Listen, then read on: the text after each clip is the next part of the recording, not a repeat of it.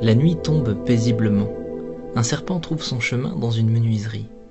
Alors que les ondulations de son corps parcourent le sol, il se coupe contre la lame tranchante d'une scie. Le serpent se dresse et frappe violemment la lame dentelée.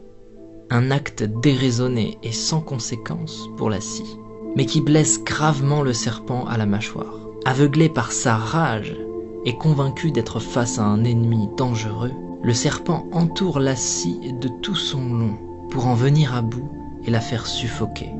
Une nouvelle attaque sans incidence sur l'ennemi, un ennemi pourtant sans conscience, vainqueur malgré lui d'un combat sans adversaire. Le serpent se tue lui-même sous l'effet de sa propre étreinte contre une lame aiguisée et apathique.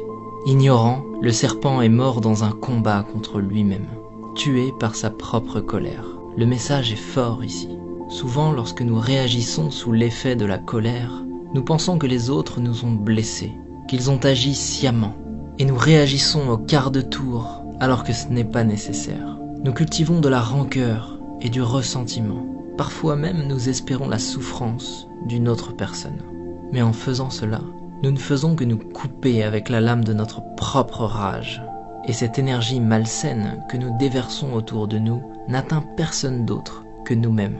De tels sentiments sont souvent inoffensifs pour ceux dont ils sont la cible et profondément néfastes pour notre propre cœur. Lorsque nous réagissons sous l'effet de la colère, plutôt qu'avec compassion, personne ne gagne. Ignorer la négativité est toujours plus sain. Pardonner, accepter et laisser passer est toujours plus habile. Se concentrer sur la création plutôt que sur la destruction est toujours plus sage. Et il est plus noble de bâtir la vie que nous voulons, plutôt que de chercher à détruire celle que nous ne voulons pas.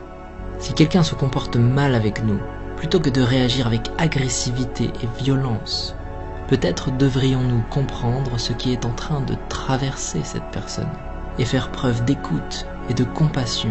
Peut-être que sa journée est difficile. Peut-être que toutes ces journées sont difficiles.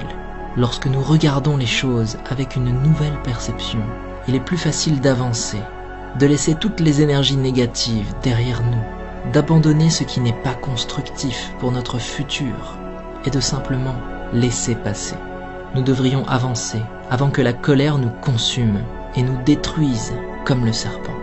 Ne réagissez pas, montrez de la compassion, ne ressassez pas, avancez et restez concentrés sur l'élaboration d'une vie meilleure pour vous-même.